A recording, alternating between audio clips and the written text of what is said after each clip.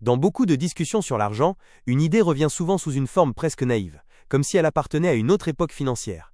Investir une très petite somme chaque jour, sans chercher à comprendre ce que cela représente réellement sur le long terme.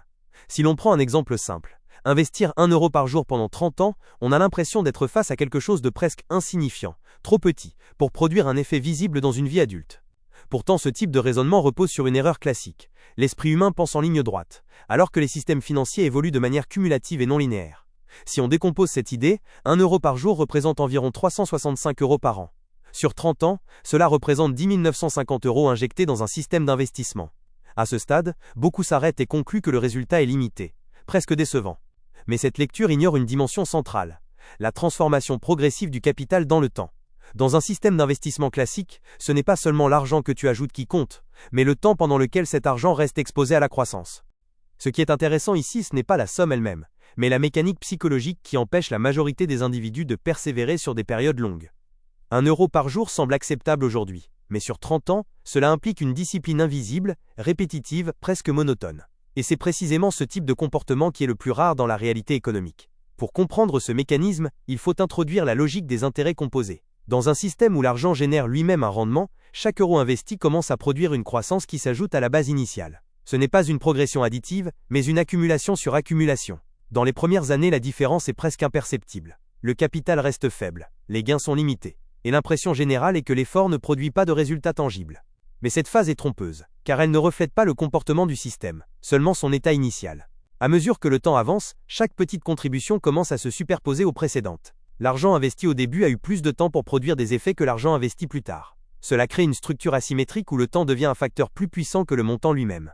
C'est ici que beaucoup abandonnent, car ils interprètent l'absence de résultats visibles comme une absence d'efficacité, alors qu'il s'agit simplement d'un phénomène de latence systémique.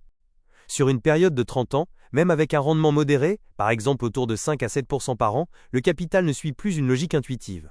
Il commence à se détacher progressivement de la simple somme investie. Ce n'est plus 10 950 euros en jeu, mais un système dans lequel ces 10 950 euros ont circulé, généré des rendements, puis réinjecté ces rendements dans le cycle.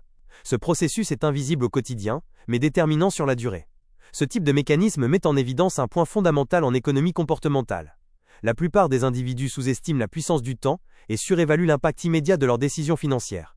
Ils recherchent des effets rapides, alors que les systèmes de capitalisation fonctionnent sur des temporalités longues, souvent incompatibles avec les attentes humaines. Si l'on change de perspective, l'enjeu n'est pas de savoir combien 1 euro par jour peut devenir, mais de comprendre ce que représente la capacité à maintenir un comportement financier stable pendant 3 décennies. Cette stabilité est en réalité le facteur le plus rare. Le montant est secondaire. Ce qui construit le résultat, c'est la continuité. Dans ce type de dynamique, l'argent devient presque un indicateur secondaire d'un autre phénomène plus profond. La relation entre un individu et le temps. Certains abandonnent après quelques mois, d'autres après quelques années, et très peu maintiennent le même système pendant plusieurs décennies. Pourtant, ce sont ces derniers qui captent pleinement les effets cumulés des systèmes financiers.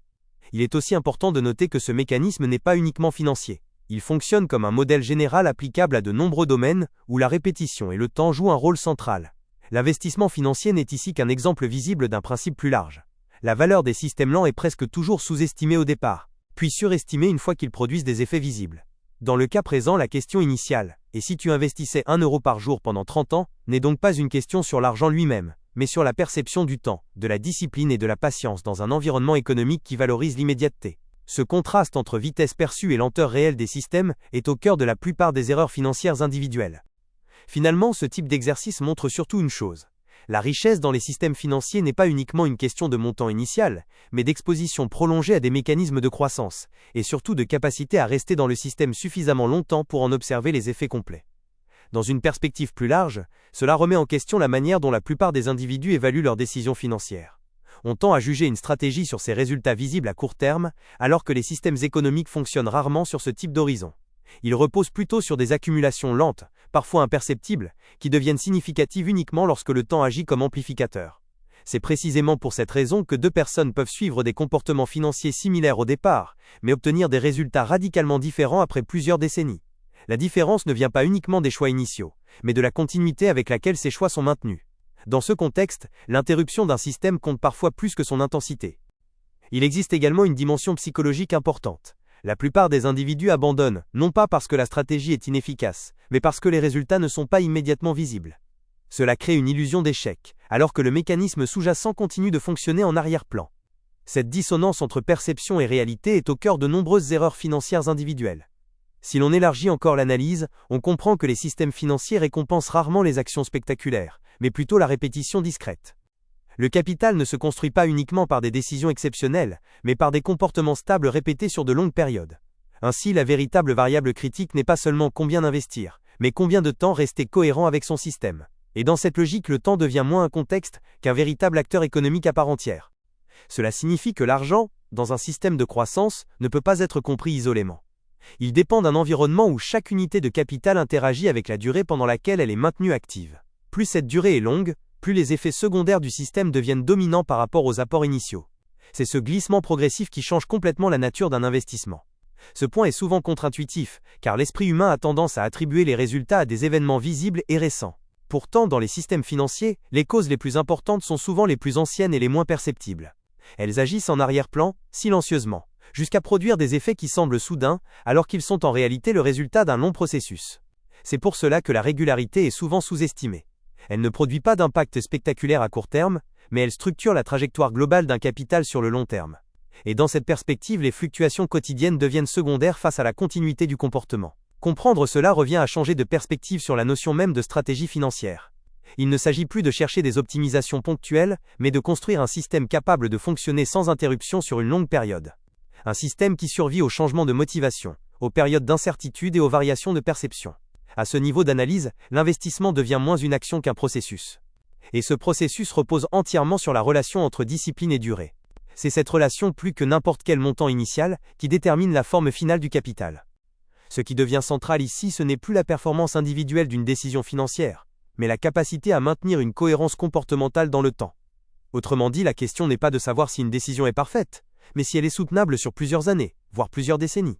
Dans la réalité des systèmes économiques, les trajectoires les plus stables sont souvent celles qui semblent les plus simples au départ. Une contribution modeste, répétée sans interruption, finit par produire une dynamique cumulative difficile à percevoir dans les premières phases. C'est précisément cette invisibilité initiale qui trompe la plupart des observateurs. Avec le temps, ce qui était une suite de petites actions isolées devient un système structuré. Chaque décision passée continue d'agir dans le présent, non pas de manière directe, mais à travers ses effets accumulés. Cela crée une forme de mémoire financière, où le passé influence constamment le futur. C'est également ici que la notion de patience prend une dimension différente. Il ne s'agit pas simplement d'attendre un résultat, mais de comprendre que le résultat est déjà en construction, même s'il n'est pas encore visible. Cette distinction est essentielle pour éviter les abandons prématurés. En fin de compte, ce type de logique montre que la finance personnelle n'est pas uniquement une question de technique ou de stratégie, mais aussi de rapport au temps. Ceux qui réussissent à aligner leur comportement avec des horizons longs interagissent avec le système de manière fondamentalement différente. Et c'est dans cet alignement silencieux entre discipline quotidienne et durée prolongée que se construit, progressivement, la véritable dynamique du capital.